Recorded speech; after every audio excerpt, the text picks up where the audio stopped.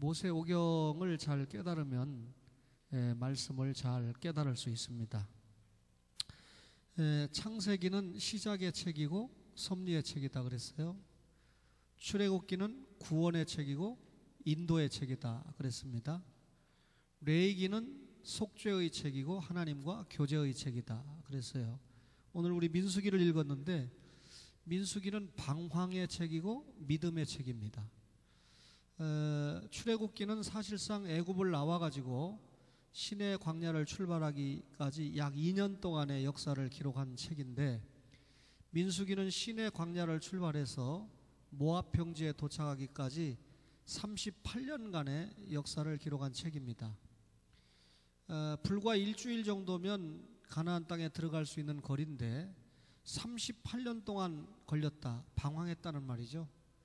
뭐 때문에 방황했습니까? 불신앙 때문에 방황했습니다. 따라서 민수기는 방황하지 말고 믿음으로 살아라, 믿음이 있어야 가나안 땅에 들어갈 수 있다, 이것을 묵시적으로 알려주는 책입니다. 민수기는 한 지명으로 시작해서 한 지명으로 끝나죠. 민수기 1장 1절에 보면 시내 광야를 출발해서 민수기 26장에 보면 모압 평지에 도착하기까지 38년의 기록, 그리고 모압 평지에 도착해서 약 2달 동안 머물면서 하나님께서 주신 말씀을 여러 가지 일들을 기록한 것이 민수기입니다. 또 민수기는 2차례 인구조사가 있죠. 1장에 보면 첫 번째 인구조사가 있고 모압 평지에 도착해서 2번째 인구조사가 있기 때문에 2차례 인구조사 때문에 백성의 숫자를 셌다 해서 민수기라고 그러는데, 이때 1장에 계수를 할 때 20세 이상의 남자를 계수하죠. 왜냐하면 군대이기 때문에. 자, 우리 출애굽기 6장 26절을 한번 보세요. 출애굽기 6장 26절입니다. 그냥 읽으면 안 되고요. 보세요. 이스라엘 자손을 그들의 뭐대로, 자, 이스라엘 자손을 그들의 뭐대로, 군대대로 애굽 땅에서 인도하라. 그럼 애굽 땅에서 나오는 군인들은 뭡니까? 이게 군대입니다. 그죠? 60만이 모여지는 군대죠. 출애굽기 12장 41절, 출애굽기 12장 41절을 보면 430년이 끝나는 그날에 뭐가 애굽 땅에서 나왔어요? 여호와의 군대가, 60만 군대, 20세 이상의 60만 군대가 나왔다. 그런데 오늘 우리가 민수기 1장을 한번 봅시다. 민수기 1장 몇 절이냐면 3절을 보세요. 1장 3절에 보니까 이스라엘 중 20세 이상으로 어디에 나갈 자를 계수해요? 싸움. 그러니까 20세 이상 싸움, 군대이기 때문에 싸움에 나갈 자라고 그랬습니다. 1장 52절을 보세요. 1장 52절에 보니까 이스라엘 자손은 막사를 치되 그 진영별로 각각 그 진영과 군기 곁에 칠 것이나, 레위 지파를 뺀 이스라엘 자손은 지금 군대로 표현되고 있죠. 군기, 전쟁 준비를 하고 있습니다. 그렇죠?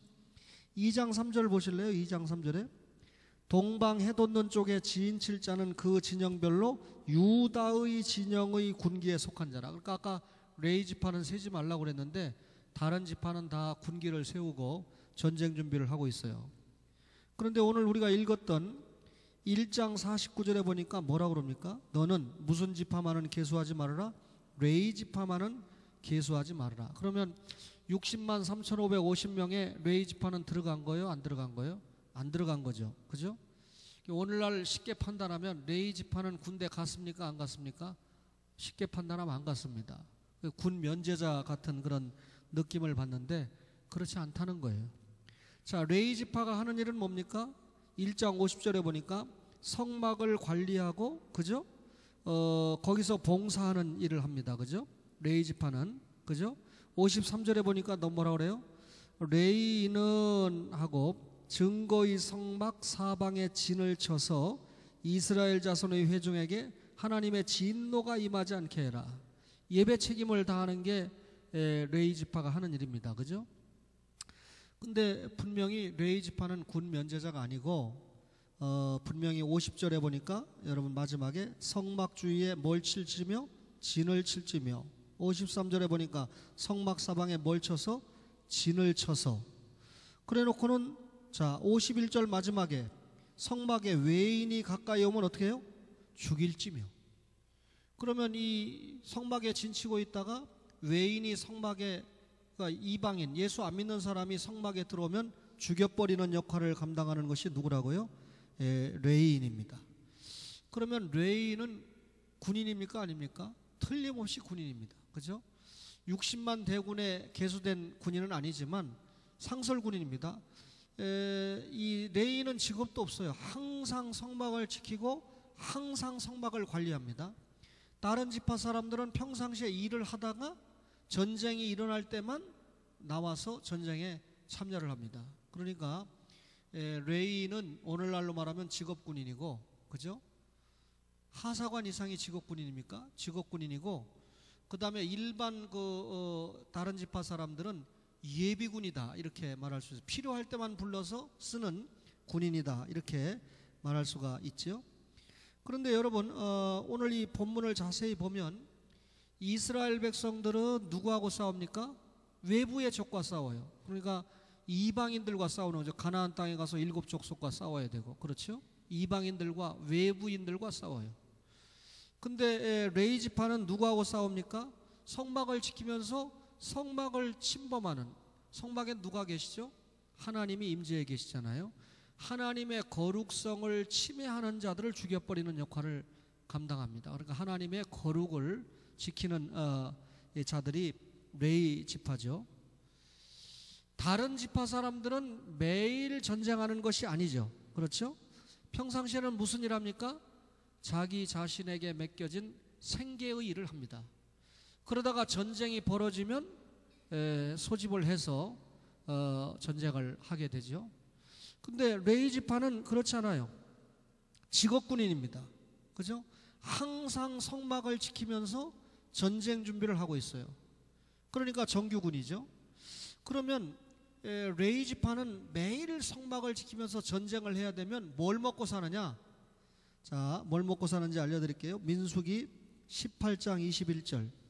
민수기 18장 21절을 보면, 내가 이스라엘의 11조를 레위 자손에게 기업으로 다 주어서 그들이 하는 일, 곧 회막에서 하는 일을 갚나니. 다른 11조를 레위 자손에게 기업으로 줬죠. 24절. 이스라엘 자손이 여호와께 거제로 드리는 11조를 레위인에게 기업으로 주었으므로 내가 그들에 대하여 말하기를 이스라엘 자손 중에 기업이 없을 것이라 하였노라. 땅을 받지 않는 대신 다른 지파가 드리는 11조를 레위인의 생활비로 받았다 이 말이죠. 오늘날 이런 말씀을 율법적으로 해석하는 목사들은 교인들 가운데 들어오는 모든 헌금 가운데 11조는 내 거다 해서 받아가는 목사님들이 더러 있습니다. 그죠? 그저 복음을 전파하는데 필요한 생활비를 지급하는 거죠. 여러분들은 군대는 군대인데 평상시에는 자기 일을 하다가 전쟁이 필요할 때만 하지만 목사는 늘 전쟁합니다. 그죠? 성도들의 신앙을 보존하기 위해서, 교회를 지키기 위해서 항상, 그러니까 목사의 생활을 여러분들이 책임진다, 그런 의미가 되겠죠. 자, 여러분, 다른 지파 사람들은 본질적인 죄와 싸우는 것이 아니라 죄가 죄를 파생하잖아요. 오늘 아침에 간음죄가 무슨 죄를요? 살인죄를, 그죠? 죄를 파생을 하거든요. 그러니까 이미 죄가 뿌려놓은 결과 때문에 싸우지만 레위 지파는 본질적인 죄 때문에 싸우게 됩니다. 다시 말하면 여러분, 이 다른 지파 사람들은 나중에 젖과 꿀이 가나안 땅을 쟁취하기 위해서 가나안 족속들과 전쟁을 하죠. 그 땅에서 저들을 몰아내잖아요. 왜 몰아냅니까? 저들은 가나안의 종교에 익숙하고 가나안의 문화에 익숙하니까 죄가 뿌려놓은 결과로 하나님 알지 못하고 하나님 없는 문화와 역사를 만들어 놨습니다. 근데 그 땅에 이스라엘 백성이, 선민이, 신자가 들어가 살아야 되거든요. 그러니까 그들을 몽땅 쫓아내고 몽땅 멸절을 시켜야 하나님이 원하시는 나라를 세울 수 있습니다. 이 전쟁을 하는 사람이 누굽니까? 다른 지파의 사람들이에요. 그런데 레위인은 근본적인 죄 문제와 싸워야 되잖아요. 그죠? 자, 성막에서 예배를 지키는 사명을 감당합니다. 그 예배를 방해하거나 예배에 문제가 되는 세력들을 척결하는 것이 제사장들이 감당해야 되는 거죠. 거기 보면 아까 53절에 이스라엘 자손의 회중에게 진노가 임하지 않게 하라. 이스라엘 회중에 왜 진노가 임합니까? 이스라엘 백성들이 하나님 앞에 말씀대로 살지 못하고 말씀에 역행하게 될 때 하나님은 그 죄의 대가로 징계를 하지 않아요? 다윗에게도 징계하지 않습니까? 그러니까 이런 징계가 임하지 않도록, 그죠? 말씀에 계속해서 말씀을 전하면서 말씀대로 사세요. 말씀에 순종하면 복을 받습니다. 말씀에 순종하지 않으면 저주를 받습니다. 징계를 받습니다. 근데 강단에서 말씀은 가르치지 않고 말씀을 지키면 복 받는다 그러면서 무슨 복만 가르치는데 그 무슨 복을 받을 수 있는 방법이 말씀인데 사실상은 말씀이 없는 거죠. 말씀 한 구절 읽어놓고 자꾸 다른 얘기를 하니까 성도들이 말씀을 알 수가 없는 것이죠. 그런데 여러분, 이 레위는 근본적인 죄 문제와 싸운다 그랬죠. 자, 제사를 집전하는 거, 또 하나님의 말씀을 가르치는 것을 이 제사장들이 감당을 할 때 이스라엘 백성들이 죄로부터 결별하고 부정으로부터 결별하는 것을 계속해서 제사장이 가르치고 죄 문제와 싸우도록 인도를 해갑니다. 그죠? 하나님의 이스라엘 자손의 회중에게 진노가 임하지 않게 할 것이라. 이게 거룩한 전쟁이죠. 여러분, 다른 지파 사람들은 군대는 군대인데 뭐 때문에 싸웁니까? 기업 때문에 싸워요. 땅 때문에 싸워요. 가나안 땅을 하나님이 주신다고 그래서 그 땅을 쟁취하는 방법이 잠자고 있는데 그냥 내 앞에 도착한 게 아니라 7 족속을 쫓아내고 멸절시키고 그 땅을 차지하니까 땅 때문에, 기업 때문에 전쟁을 합니다. 근데 레위 지파는 뭐 때문에 전쟁을 합니까? 뭘 지킨다고요? 성소, 성막을 지키는 군인입니다. 그렇죠? 그럼 성소 안에서 무슨 일이 이루어집니까? 제사가 이루어지잖아요. 제사가 뭡니까? 예배 아닙니까? 따라서 예배 때문에 전쟁하는 사람이 성소를 지키는 군인이 레위 지파다, 그 말이죠. 다른 지파는 신앙과 문화 때문에 전쟁을 합니다. 그죠? 아까도 말했지만 가나안 족속을 왜 다 쫓아내야 됩니까? 이방신을 섬기고 이방문에 잠겨있기 때문에 거기에 동화가 되면 안 되니까 선민이. 그래서 문화 전쟁을 할 수밖에 없습니다. 근데 레위 지파는 무슨 전쟁을 해야 됩니까? 성소 안에서 성소를 지키는 전쟁이니까 결국 성소에서 누구를 만납니까? 하나님을 만나고 하나님께 예배하고 제사하고, 제사가 예배 아닙니까? 예배하는 일을 하니까 결국 레위는 예배 전쟁을 도맡아서 감당하는 사람이 이 레위족이라는 군대다, 그 말이죠. 여러분, 우리가 십계명을 받았는데 십계명은 헌법이에요. 그 십계명 밑에 사회법이 있습니다. 사회법은 가로 열고 시민법이에요. 또 십계명 밑에 제사법이 있습니다. 제사법은 가로 열고 의식법입니다. 그러면 헌법이 있고, 헌법을 이스라엘이 국가 아닙니까? 그 이스라엘 국가에 적용할 때는 무슨 법이? 사회법이, 시민법이 적용되는 겁니다. 그러니까 뭐 남의 걸 훔쳤으면 4배를 갚아야 된다든지. 근데 이스라엘 백성은 하나님의 선택받은 군대잖아요. 하나님의 민족이 범죄했을 때는 그 죄를 어떻게 됩니까? 선택은 받았다 할지라도, 구원받았다 할지라도 죄를 씻어내야 되잖아요. 그게 제사법이고 그게 의식법입니다. 그죠? 그러니까 이스라엘 백성들이 받은 이 십계명은 하나님 사랑, 이웃 사랑이죠. 1에서 4계명이 하나님 사랑이고 5에서 12 이웃 사랑인데, 하나님 사랑은 뭡니까? 신앙이에요. 이웃 사랑은 뭡니까? 윤리입니다. 그죠? 하나님 사랑이라는 신앙이 먼저입니까? 윤리가 먼저입니까? 신앙이 먼저고 윤리가 다음이에요. 그럼 신앙이 뭡니까? 우리가 신학적으로 말하면 예수 그리스도를 믿는 믿음을 가진 사람은 반드시 그 다음에 나타나는 게 동시에 뭡니까? 성화, 신앙생활이 윤리로 나타나는 겁니다. 예수 믿는 신자가 깨끗하게 살아야 돼요. 그래서 레위기에는 계속해서 카도시, 코세르라고 하는 거룩한 깨끗한이라는 말이 27장까지 있는데 그 중에 336번이 그 말이 나오니까 336 나누기 레위기가 27장이니까 나누면 한 장에 13번씩이나 내가 거룩하니 너희도 거룩하게 살아라. 예수 믿는 신자가요, 깨끗하게 살지 않으면, 빛과 소금의 삶을 살지 않으면 어떻게 보면 신자가 아니라는 것을 성경은 말하고 있어요. 양과 염소에 비해서도 내가 언제 예수님을 돌보고 헐벗고 신방하고 도왔습니까? 물을 드렸습니까? 이 소자 한 사람에게 한 것이 나에게 한 것이다. 무슨 말입니까? 기독교 윤리를 철저하게 시행한 것이 나에게 한 것이다. 그렇게 말씀하시지 않습니까? 따라서 여러분, 1계명이 뭡니까? 나 외에 다른 신 위하지 말라.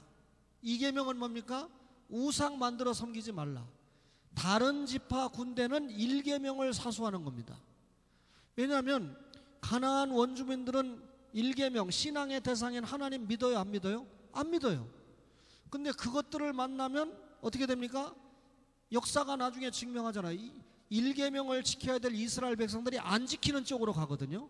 그러니까 다른 지파가 전쟁을 해서 몽땅 이것들을 쓸어버린다는 것은 1계명을 지키기 위한 전쟁입니다. 근데 레위 족속은 뭘 지킵니까? 성소를 지키고 제사를 집전하니까, 제사를 지키는 문제니까 2계명이죠. 여러분, 우리가 예배는 당연히 하나님 앞에 드리는 거고, 하나님 앞에 드릴 때 이 시간에 여러분 우상을 만들어 섬긴다든지 그림을 갖다 놓고 뭐 하나님이라든지 뼈다귀 송골을 섬긴다든지, 그게 아니고 여러분 하나님 중심, 성경 중심, 교회 중심이 아니라 말씀 중심입니다. 설교가 없는 예배는 예배일 수가 없어요. 우리 성찬식을 자주 해야 되지만 성찬식보다도 앞선 게 말씀입니다. 은혜의 방편이 말씀, 그 다음에 성례이지 않습니까? 따라서 레위 족속은 2계명을 사수하는데, 여러분들이 절대로 우상을 만들어 섬기지 않는데 군사적인 책임을 다하는 게 목사예요. 여러분들 예배를 잘 보존해야 되죠. 그러니까 비록 제 설교가 어렵다고 해도, 뭐 어려우면 이 할머니들이 이렇게 앉아 계시겠어요? 그래도 그래도 우리 할머니들은 참 이 설교 듣는 수준이 엄청나시잖아요, 그죠? 수요일날 못 오신 장로님들이 못 들었는데, 여기 할머니들이요 연속곡 보는 줄 알아요? 다큐멘터리 보신다니까요. 다큐멘터리 보시는 집사님이 이거 연속곡 왜 봐요? 세계 다큐멘터리를 보니까 내가 베트남도 갔다 오고 브라질도 갔다 오고 이 수준이 굉장히 높아지는데, 이게 우리 교회 할머니들의 모습입니다. 여러분, 앞으로 회복된 서순덕 집사님이 영육간에 건강해서 오래오래 예배를 잘 드릴 수 있도록 격려하고 기도하는 여러분들 되시기 바랍니다. 그죠? 저는 서순덕 집사님이 예배를 잘 드리도록 전쟁하는 이 군인이다, 그 말이죠. 그러니까 사람이 듣기 좋아하는 말씀을 할 수가 없어요. 하나님이 원하시는 말씀을 전할 수밖에 없습니다. 그렇죠? 그게 저에게 고민이죠. 예배 전쟁입니다. 여러분, 다른 지파 사람들은 여러분 뭐 때문에 싸웁니까? 그죠? 다른 지파 사람들은 세상이 교회를 훼손할까봐 교회를 지키기 위해서 싸웁니다.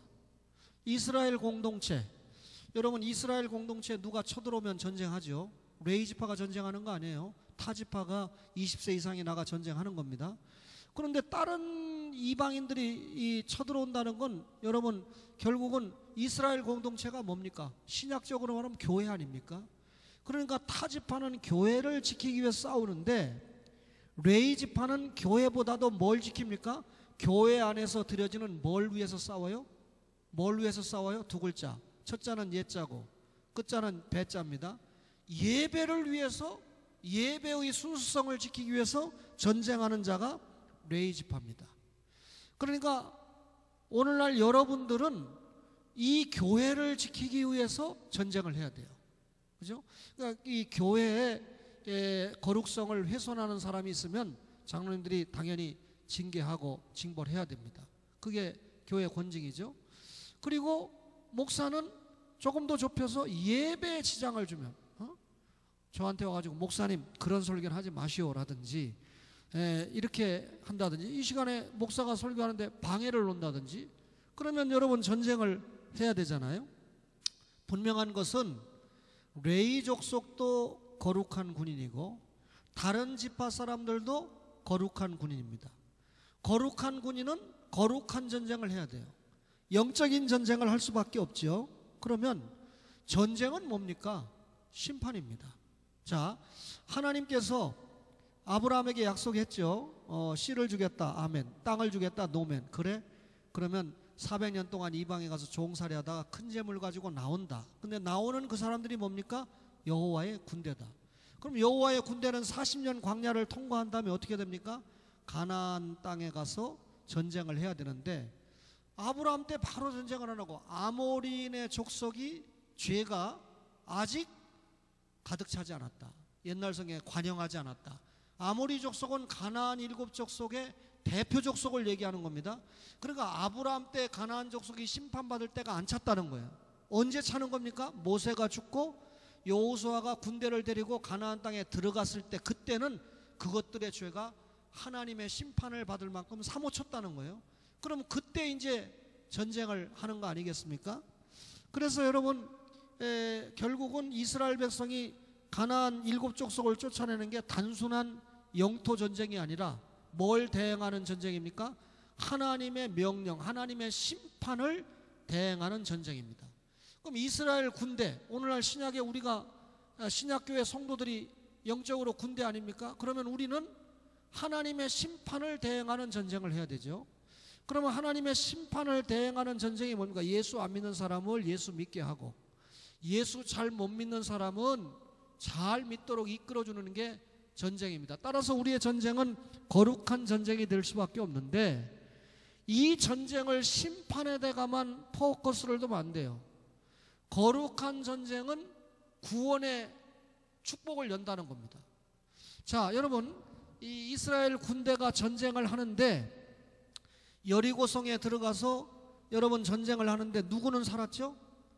기생 라합과 가족들은 구원을 받았습니다. 그죠? 그러면 하나님이 심판하는 중에, 군대를 보내가지고 여리고를 심판하는 중에 사실은 누구를 구원시킨 겁니까? 기생 라합과 가족을 구원을 시켰습니다. 이 가나안 땅에 들어가서 전쟁을 하는데 여호수아 장군을 속인 것들이 있어요. 교활하게 기브온 족속이 속였죠. 비록 속였지만, 이쪽에서는 속았지만 기브온 족속들은 이스라엘 공동체 안에 들어왔습니까? 안 들어왔습니까? 결국은 죽지 않고 들어왔습니다. 구원을 받았습니다. 멸망받지 않았습니다. 이 말은 하나님께서 심판 전쟁을 하는 중에도 무슨 문을 연다? 이방인들에게 구원의 문을 확실하게 연다 하는 것을 우리에게 보여주고 있습니다. 그러니까 여러분, 하나님의 심판이 진행되는 중에도 선교의 문은 확실하게 열린다, 그 말이죠. 자, 오늘 설교 제목을 제가 예배 개혁이다 이런 말씀을 드렸는데, 교회 개혁 500주년을 맞이하고 있죠. 1517년에 2017년이니까 500주년을 맞이하면서 한국교회가 지금 개혁이라는 말을 엄청나게 사용을 하고 있습니다. 근데 여러분이 개혁자들은 먼저 예배 개혁을 해야 됩니다. 자, 지금까지 여러분에게 말씀을 드린 레이지파라고 하는 군대는 뭐 때문에 존재합니까? 가장 좁혀서 예배를 수호하기 위해서 군사적인 책임을 다하는 사람들이 레이지파라고 하는 군대입니다. 그죠? 그러면 예배 개혁이 없이 교회 개혁이 될까요? 안 될까요? 안 되죠. 여러분, 과거에 무슨 열린 예배 한다고 그래가지고 한국교회 청년들이 뭐 어떻게 이렇게 하고 뭐 모이고 참 춤을 추고 그래서 모이고, 근데 말씀은 별로 없고 그랬는데 그 교회들이 지금 조용해요. 오늘 당회하면서 우리가 조금 숙연하게 얘기했는데, 우리 노회가 47개 교회가 소속되어 있는데 47개 교회 가운데 청년회가 조직되어 있는 교회가 5교회랍니다. 그러니까 회장이 있고 부회장이 있고, 그러니까 청년들이 한두 명씩이야 다 있겠지만 조직이 안 될 만큼 청년이 없다는 얘기죠. 유년주일학교 예배가 있는 교회는 27교회래요. 그러니까 47개에서 27개니까 절반은 조금 넘는지 모르겠지만, 우리도 지금 어려운 입장이지만 유년주일학교 예배를 없애지 않습니다. 그죠? 근데 지금 현실이 그래요. 갈수록. 근데 이런 현상이 왜 왔겠느냐 할 때 돌이켜보면 우리가 우리 자녀들에게 진짜 말씀에 관한 신앙교육을 제대로 못했기 때문에 그래요. 여러분, 자녀들이 어려서부터 말씀의 믿음을 가지고 크면 여러분 하나님의 말씀이 두려워서 못합니다. 저는 목사가 됐지만 정말 저만큼 여기에서 빠져나갈 일들이 얼마나 많이 있었겠습니까? 심지어 목사가 됐는데도 정말 환멸을 느낄 만한 일들이 많이 있었잖아요. 그럼에도 그 일과 상관없이 제가 좋게 말해서 버틸 수 있었던 건 말씀 때문이고, 또 좀 심하게 말해서 말씀 때문에 못 튀어나가는 겁니다. 절대로 하나님 앞에 배신하지 못해요. 왜냐하면 결과가 뻔하니까. 이 예배의 대열에서, 신앙의 대열에서 이탈했을 때 그만큼 내가 두들겨 맞는 것 외에는 다른 것이 없다는 걸 확실히 알고 있기 때문에 꼼짝 못하는 거죠. 이런 신앙이 우리 자녀들에게 있다면 절대로 여러분 뭐 시대가 가도 변할 수 없는데, 뒤집어 놓고 말하면 한국 교회가 성장지상주의, 물질지상주의로 가면서 구체적으로 자녀들을 양육하지 못했어요. 여러분 선교는 한다고 하면서, 구제는 한다고 하면서 지도자를 길러내는 일에 한국 교회가 돈 쓰는 거 봤습니까? 우리 교단에서도 지금 여러분 뭐 물론 신학교 돕는 교회들이 꽤 있지만 장학금을 내놓는 교회는 상대적으로 적어요. 선교비, 구제비는 많이 내놓으면서 우리도 많이 못 내놓으니까 아예 장로님들이 저를 몇 개의 신학교에 보내서 그냥 강의하고 뛰도록 만들고 있잖아요. 설마 장로님들이 우리 목사가 거기 가서 죽도록 뛰면 돈을 많이 벌 것이다 이렇게 생각해서 보내시는 분이 있습니까? 그렇지 않지요? 여러분 예배 개혁을 통한 교회 거룩을 지키는 게 레위 지파예요. 그러면 다른 지파 군인들은 뭡니까? 복음을 통해서 국가와 교회를 개혁하는 일을 합니다. 자, 이스라엘 공동체는 신약의 교회라고 그랬습니다. 이스라엘 공동체가 뭘로 개혁하는 거죠? 말씀을 가지고 이스라엘 국가를 바로 세우고, 그리고 말씀을 가지고 이스라엘은 제사장 나라 아닙니까? 그러니까 이웃 나라에게 복음을 전하고 그들을 양육하는 책임까지 저들이 받았는데 그것들이 안 하니까 신약에 오늘 우리에게 그 사명이 온 거 아닙니까? 그러니까 레위적은 예배를 통해서 교회를 개혁해야 되고, 그 다음에 다른 지파 사람들, 여러분들은 복음을 가지고 예배를 통해서 복음을 받았습니다. 교회가 순결해졌습니다. 그 순결한 교회의 힘을 가지고 국가를 변혁시키고 사회를 변혁시키는 겁니다. 그러니까 아무개 장로, 아무개 집사님이 가 있는 직장은 그분 때문에 달라져야 되고, 아무개 청년이 가 있는 학교는 그분 때문에 그 학교가 달라지고, 아무개 가정주부가 가정을 책임질 때 그 권사님 때문에 가정이 사는 역사가 있을 때 군사로서의 사명을 잘 감당하는 것이다 그 말이죠. 그러니까 목사는 말씀을 사수하는 겁니다. 그렇죠? 그리고 성도는, 군대는 그 말씀을 통해서 빛과 소금의 생활을 통해서 자신이 처해 있는 직장과 사회와 국가를 변화시키는 그런 사명을 감당해야 된다 그 말이죠. 그러면 오늘 우리에게 가장 요긴한 게 뭡니까? 예배의 개혁이에요. 제가 사실은 예배를 시작할 때 사도신경은 뭐 어떤 경우든지 뺄 마음이 없었고요. 교동문도 빼고 싶은 마음이 없었어요. 그런데 이 목사가 좀 믿음이 약해서 외적인 요인 때문에 교동문을 뺐는데, 여러분 이 예배를 드릴 때 저도 성경을 한 구절 읽고 여러분도 성경을 한 구절 읽는 게 얼마나 예배에 하나님의 말씀을 읽는 건데 큰 축복입니까? 그런데 예배 시간이 좀 길어진다, 지루하다 이래서 안 하려고 그러잖아요.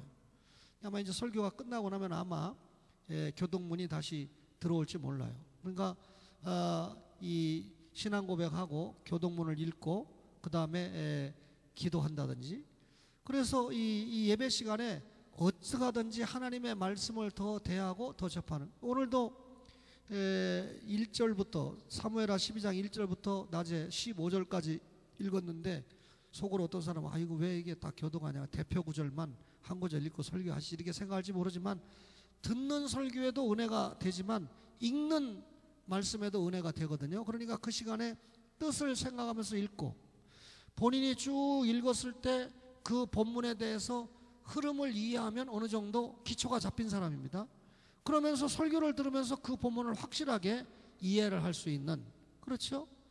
결국은 여러분 그 앞에 사무엘하 7장에 보면 다윗에게 부자 언약을 맺었잖아요. 그죠? 네 나라가 영원하다. 그렇게 약속을 했기 때문에 하나님이 간음죄 짓고 살인죄를 졌는데도 불구하고 못 죽이는 거예요. 네가 잘못하면 인생 채찍으로 훈계하려니와 그랬잖아요. 그래서 나단 선지자를 보내서 훈계를 다 끝내놓고 회개하니까 솔로몬을 아들로 주었다라고 하는 얘기는 그 아들이 와야 왕을 계승할 수 있는 아들이 와야 예수님이 올 수 있고 그래야 다윗에게 준 언약이 지켜지는 거 아닙니까? 그런 측면에서 그 성경을 이해하자고 하는 말씀을 초점으로 전했는데 오전에는 그런가 싶은데 지금 정리해 주니까 그런가 하고 지금 이해를 하고 있는 거예요. 그죠? 말씀을 듣는 수준이 높아져야 되죠. 결국은 바른 예배의 회복에 말씀이 생명이거든요. 그러니까 이 짧은 시간에 말씀이 전해질 때 여러분과 저가 정말 이 말씀에 얼마나 귀를 기울이는가. 예배 개혁입니다. 그리고 복음을 통한 사회 개혁이죠. 자, 우리 교회도 종종 지금 결혼식이 있습니다. 그죠? 10월 29일 날도 또 도리 없이 결혼식이 있는데 천주교는 칠성례 가운데 뭐가 들어갑니까?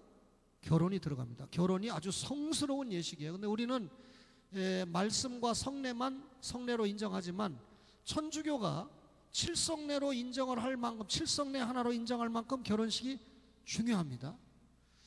그래서 저는 그 시간에 누가 그래요. 농담으로 신상훈 청년이 어느 기관에 다니니까 그 장이 주례를 맡도록 하면 어떻게 했느냐. 누가 그렇게 얘기하는데 유동진 장로님이나 제가 그 수용하겠어요?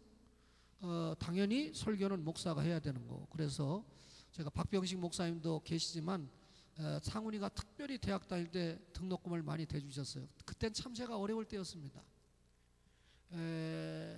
지금은 좀 덜 어렵죠. 예. 그래서 여러 가지 감사한 면이 있어서 이상규 교수님이 설교를 하고 목사님이 설교를 하고 이복수 목사님이 안 오신다고 그랬으면 제가 부담을 안 느낄 텐데 결혼식에 꼭 참석을 하겠다는 거예요. 그래서 오시면 그러면 기도를 좀 해주십시오. 그리고 제 스승인 박병신 목사님이 축도를 해주세요 해서 아주 이 결혼식 감사 예배가 아주 잘 될 수 있는 이 레이 지파들이 지금 구성이 잘 돼 있는 아주 경건한 분들로 잘 돼 있지 않습니까? 그러면 이 목사님들만 중요합니까? 아닙니다. 장로님들과 안수 집사님과 권사님들도 너무 중요합니다. 제가 오늘 이 목사 아들이 결혼하는데 이런 교육을 해서 정말 미안하지만 목사 아들이라고 생각하지 말고 앞으로 계속해서 우리에게 결혼식이 있고 장례식이 있고 무슨 여러 가지 식이 있을 겁니다. 그죠? 그런데 장로님들과 권사님들과 안수 집사님들은 오늘 교회에 오듯이 가장 정확한 정장을 입고 결혼식에 참석해야 됩니다. 그래서 이 주례자나 누가 오면 그때는 이제 제가 목사라는 입장보다는 아이의 아버지 입장에서 제가 쓸 수밖에 없는 입장인데 강사들을 접대할 때 제가 초원교회 아무개 장로입니다 하고 인사도 좀 해주시고 안내도 좀 해주시고 그리고 여기 계신 성도님들 지난번에 그 박솔양 결혼할 때는 뭐 굉장히 어떻게 장소를 잘 해가지고 큰 장소를 얻었는데 저는 가보니까 그 장소밖에 없어서 뭐 150명밖에 못 왔는데 아이 장소가 좁네 밥이나 먹으러 가자 식권 내놓고 밥 먹으러 가지 말고 밥 먹으러 왔습니까? 딱 여러분 접수한 다음에 여러분들이 150명 가족들이 앉든지 말든지 찬송을 딱 해서 교인들이 결혼하면 찬송하면 찬송가 크게 불러주고 또 말씀 설교가 올 때 설교 열심히 들어주고 필요하면 아멘도 해주고 그래야 하나님 앞에 예배가 되고 이 레이 지파의 영적인 예배 전쟁이 되는 거 아닙니까? 때로 불신자들이 와서 또 떠들 수 있어요. 그러면 이상규 교수님은 목소리도 적잖아요. 그럼 완전히 끝나는 겁니다. 박병신 목사님도 목소리가 적잖아요. 이복수 교수님은 좀 목소리가 크지만 예배가 될 수 있도록 예배가 잘 될 수 있도록 돕는 사명을 하라고 그거 축하하러 오는 거지.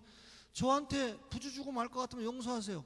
오늘 안장순 집사님이 와가지고 용서하세요. 저 할머니가 저한테 결혼 축하합니다 하고 10만 원 주시더라고요. 그날 못 오시는 거예요. 아, 밥 얼마짜리입니까? 3만 9천 원짜리 안 드시니까 와서 밥 드시면 또 이러면 또 안 오실라. 밥 안 먹으면 차라리 도와주는 거예요.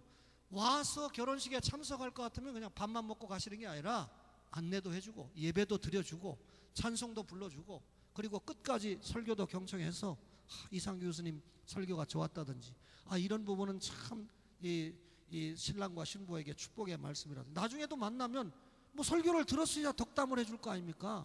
설교 들은 대로 결혼식에 설교 들은 대로 검은 머리가 팥뿌리가 되도록 사랑하고 살거라. 우리 문미연 양이 들으면 굉장히 섭섭할지 모르는데 내 편에 있는 사람들은 그래요. 아이고 뭐 아들이 뭐 잘났네 뭐 이러면서 마치 천만이다. 이 신상훈이 여기 있지만요, 신상훈이는 장가 엄청 잘 가는 거예요. 제가 어제 저녁에 쓰려고 그랬는데 감기 걸려서 약 먹어가지고 못 썼는데 오늘 저녁엔 제가 의관을 정제하고 사랑하는 딸아, 우리 집에 며느리가 되는 것으로 자원해줘서 너무 고맙다. 개팍한 놈 만나가지고 네가 앞으로 고생이 많겠구나 하고 내가 써주려고 그래요. 진심입니다. 여러분 그 시간에 여러분들은 다 레이지파가 돼주셔서 앞으로 이 신상원 문미연 청년 말고 다른 청년들이 저기 하더라도 가급적이면 와서 안내도 해주고 예배도 드려주고 그리고 아는 체도 해주고 그리고 장로님들 같은 경우는 누가 오는가 누가 오는가 예를 들면 어떤 권사님은 뭐 누가 결혼식만 있으면 가고 애 낳으면 또 가고 돌잔치 났다고 가고 뭐 해도 가고 그러는데 어떤 성도는 또 안 오는 거예요. 그런 경우에는 장로님들이 결정적일 때 한 번쯤 전도사님이나 저를 대해서 교육해 줘야 됩니다.